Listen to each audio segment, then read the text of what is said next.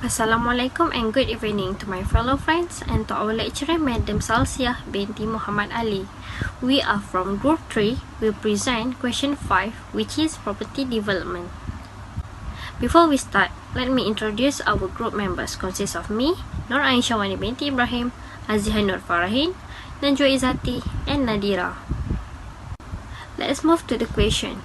In the question, some argue that the development of conceptual framework is inappropriate because accountants constantly deal with specific issues that will not be envisaged by an overall general conceptual framework. In particular, the accounting conceptual framework makes no allowance for differences in the social context where accounting is applied. They also argue that it would be preferable to develop case-specific solutions to accounting issues. This question will be answered in our presentation. We choose accounting for property development to show about the social context of all accounting decisions.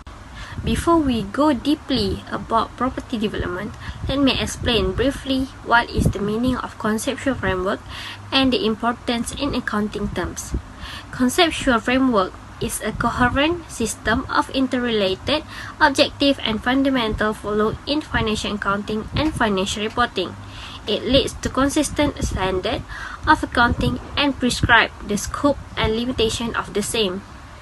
Conceptual framework was developed mainly in accounting practices and can act as a standard setting procedure and can be used to resolve disputes. It also helps to set the standard to build acceptable practices of preparing and presenting accounting information. Next is why the conceptual framework is important. The conceptual framework contributes to the stated mission of the IFRS Foundation and of the board, which is part of IFRS Foundation. That mission is to develop standards that bring transparency, accountability, and efficiency to financial markets around the world. The board's work serves the public interest by fostering trust, growth, and long-term financial stability in the global economy. The conceptual framework provides that foundation for standards that A is a contribute to transparency by enhancing the international comparability and quality of financial information, enabling investors and other market participants to make informed economic decisions. B. Strengthen accountability by reducing the information gap between the providers of capital and the people to whom they have entrusted their money. Standards based on the conceptual framework provide information needed to hold management to account. As a source of globally comparable information, those standards are also of vital importance to regulators around the world.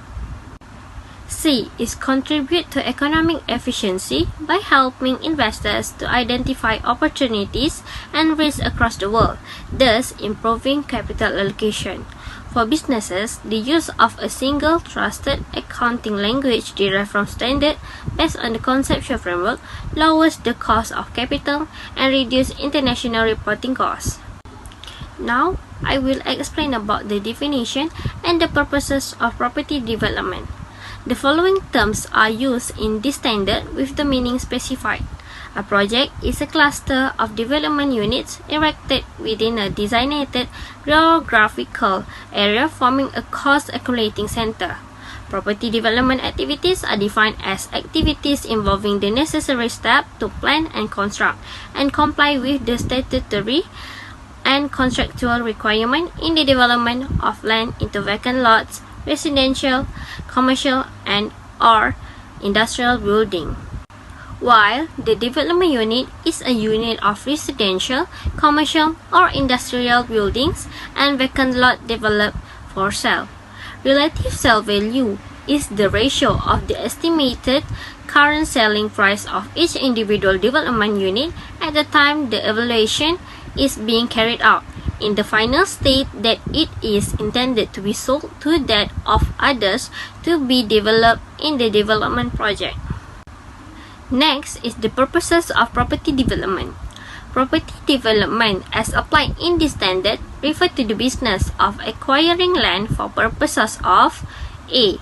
Construction thereon and selling completed residential and/or commercial and industrial buildings, whether as a whole or by parcel therein, and B. Development and sales of vacant lot for the construction of such building thereon, including homesteads, hobby farms, orchard, or for other similar purposes. Next, I will pass to the next presenter, Azihan Nur Farahin. Thank you. We're moving on with nature of property development. An entity that engage in property development activities acquire land, then develop them into properties and sell the developed properties. The nature of business consists of: first is acquiring land for development purposes of construction thereon and selling the completed residential or commercial and industrial building, whether as a whole or a by parcel.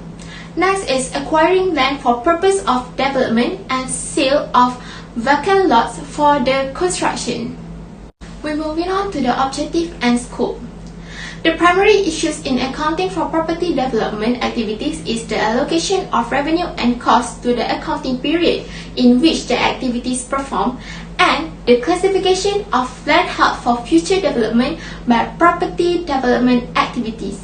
Hence, to addressing these issues, the objective of these standards are to prescribe the accounting treatment for revenue and cost associated with property development activities, and to determine when revenue and related expenses and profit from property development activities shall be recognized in the income statement.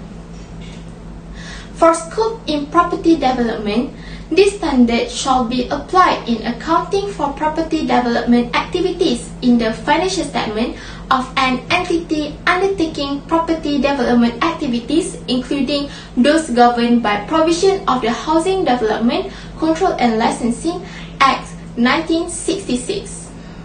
Next is land held for future development.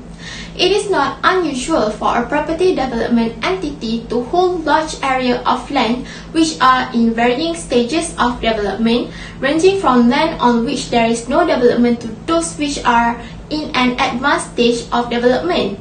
Land held for property development shall be classified as non-current asset where no development activities have been carried out, and the land held property development shall carry at cost less accumulated impairment losses. An entity should apply FRS 136 impairment of asset to determine whether the land has become impaired.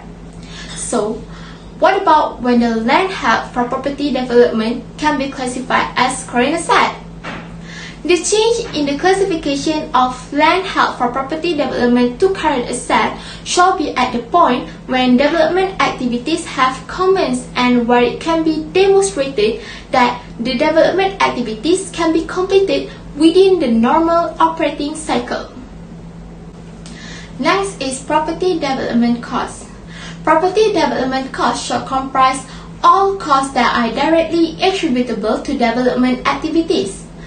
Costs relating to property development activities can be divided into: first is costs associated with the acquisition of land. It is include the purchase price of the land, professional fee, stamp duties, commission, conversion fees, and other relevant fees. Next is costs related directly to a specific property development activities, which is this cost include professional fees and infrastructure work that are related to the project and contractor costs for the building work. The third one is costs attributable to the development activities in general and can be allocated to the project. Common costs that may be allocated to the property development are include: first is costs that would be allocated to existing and future property development within the same geographical location. Second is costs that will be allocated to all projects currently in progress in various locations. Costs attributable to development activities include contingency costs such as those related to defect liability. It can be referred to FRS 137, provision contingent liabilities and contingent asset. Next, we move on to another component of property development, which is the property development revenues and expenses. According to the standard, Property development's revenue should include the selling price agreed in the sales and purchase agreements, as well as any additional revenue due to the variation in development work. Hence, property development revenue should be recognized in respect of all development units that have been sold. The standard basically requires that when the outcome can be estimated reliably, such revenue shall be recognized in profit or loss.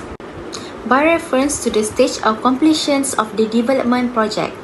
Moreover, the recognition commences when all the criteria are met, including when the sales of development unit is affected upon the commencement of development and construction activities, and when the financial outcome of the development activities can be reliably estimated if only all the conditions are met, such as total revenue can be measured reliably. It is probable that the economic benefit will flow to the entity both due to copy and stage of the development project at the balance sheet date can be measured reliably. And also, the cost attributable to the development activities can be clearly identified and measured reliably. Meanwhile, the standard prescribes that when the property units are sold, the attributable portion of property development costs shall be recognized as an expenses in the period in which related revenue is recognized. It further stated that property development revenues and expenses should be recognized in the income statement when the outcome of the development activity can be estimated reliably. Then, as the component of the estimates revocation of sale and incentive, the standard requires the estimate and cost allocation should be reviewed at the end of the financial reporting period until the project is substantially completed. Costs should be revised and reallocated when necessary for any changes based on the current estimates. The effect of the change in the accounting estimates should be included in the determination of net profit or loss in accordance with MRFS 108. As a result of the uncertainties inherent in property development activities, cost and revenue estimates cannot be measured with the precision. For property development project, the effect of cost revisions are applied prospectively in the current and future periods until the project is completed. Also, the standard requires that project development revenue and expenses recognized shall be immediately returned back as soon as revocation of sale occurs. The effect of the requirement is that profit previously recognized on the unit sold is to be immediately returned back as soon as revocation of sale occurs. When sales incentive or other guarantees are offered to induce sales, the estimated obligation and research incentive or guarantees are accounted for in accordance with MRFS 137. It is the common practice for property development entities to offer incentive to entice buyer. The incentive may be in the form of the developer guarantee occupancy of the development unit or a guarantee of the return on the purchaser investment for a specific period. Uncertainties exist regarding the extent to which purchasers will enable the entity to manage demand for the rented property and the amount of rental chargeable on its behalf. In such situation, it may be difficult to estimate reliably the obligation to be undertaken by the entities. Other incentive or promotional costs incurred by the property development entity in connection with the sale of its development unit must be recognized in the income statement rather than capitalized. Lastly, it's related to the inventory of unsold completed development units. The standard requires the inventory of the unsold competitive development unit shall be stated at the lower of cost and net realizable value. Unsold development units are essentially inventory, so the measurement principle of the MRFS 102 inventory applies. Therefore, development units that are retained by a property developer as management, office, or investment rental units shall be accounted for in accordance with FRS 116 Property, Plant and Equipment or FRS 104 Investment Property, respectively. Based on the argument above, to determine best accounting methods for situation-specific problems can be achieved in a more systematic and consistent way if a basic theory exists to guide the solution to the problem. In the absence of an overall theory, the results of a micro approach or case study cannot be generalized to other situations. There is also a chance that the same or similar problems could be solved in completely different and contradictory ways if there is no overall theory or general accepted set of principles to limit the ad hoc subjectivity of decision makers. The results of case studies, however, can be used as empirical evidence in constructing accounting theory. A strong theoretical foundation is essential if accounting practice is to keep pace with a changing business environment. Accountants are continually faced with new situations, technological advances, and business innovations that present new accounting and reporting problems. These problems must be dealt with in an organized and consistent manner. The conceptual framework is a coherent system of iterated objective and fundamental concept that prescribes the nature, function, and limits of a financial accounting and reporting, and it plays a vital role in the development of new standards and in the revision of previously issued standards.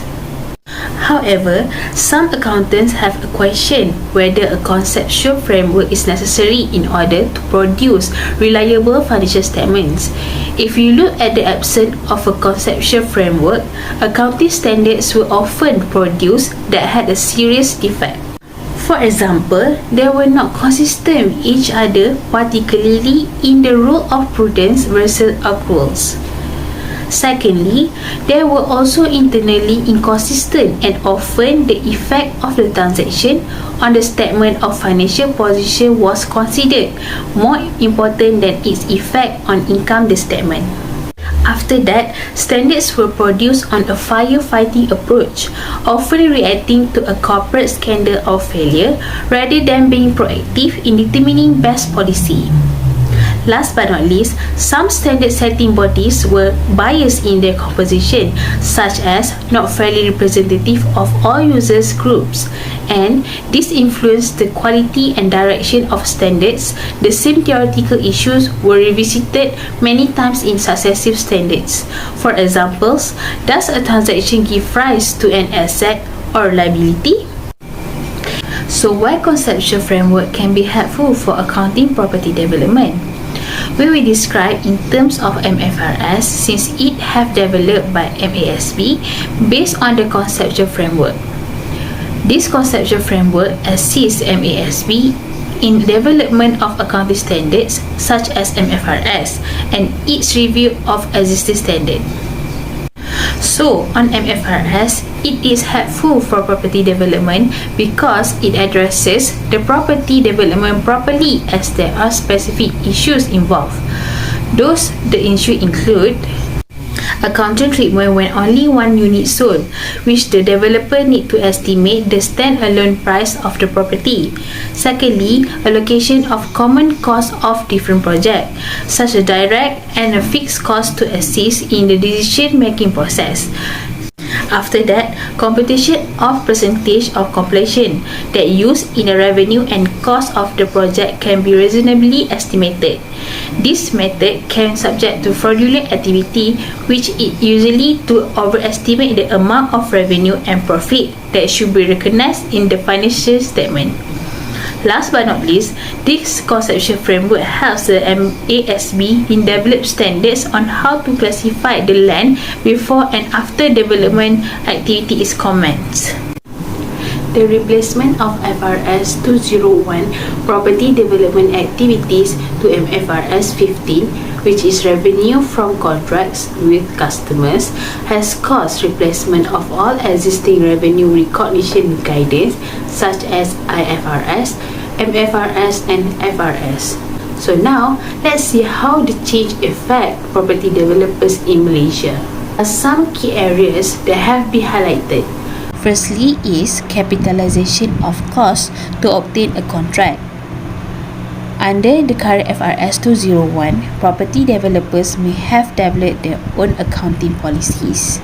Due to the lack of guidance to account for costs to obtain a contract, such as sales commissions paid to sales staff, sales commissions are often expensed to the income statement when they are incurred. However, the new revenue standard cites sales commission that are directly related to sales achieved during a time period as an example of an incremental cost that should be capitalized. Next is additional disclosure requirements. Many users of financial statements have critiques that the current revenue recognition disclosures are inadequate. As a result, the new revenue standard includes an overall objective for an entity to disclose sufficient information to enable users of financial statement to understand the nature, amount, timing and uncertainty of revenue and cash flows arising from contracts with customers. Some of the key disclosure requirements are as follows. Firstly is the segregation of revenue into categories that depict the nature, amount and timing of revenues. Next is the information of separate components identified in a package and the transaction price for each of the identified component and significant judgment applied in determining separate components and their respective transaction prices. Last but not least, other businesses aspect to consider. In addition to the accounting implication discussed, the new revenue standard may impact other aspects of the business, such as firstly is whether changes need to be made to the entity's bonus and other remuneration plans in order to ensure the remuneration policy remains aligned with the entity's remuneration objectives. Secondly is some key performance indicators that have to do with revenue may need to be reviewed. Next is loan agreements may need to be renegotiated due to changes in specific ratio. After that, there may be differences between accounting and taxation which could cause the changes to the timing of tax payments. And lastly, staff may need training to understand the new requirements and to work with the new or modified accounting system and processes. In conclusion, conceptual framework play an important role in accounting. It is because conceptual framework helps the better understanding of accounting information. Furthermore, conceptual framework also direct to development of future financial accounting standards and regulator of subjective judgment made by management while preparing financial statement and financial reports. Besides that, the framework also increases the financial statements users' understanding of and confidence in financial reporting and make it easier to compare different companies' financial statements. Lastly, with a sound conceptual framework in place of the MASB is able to issue consistent and useful standards.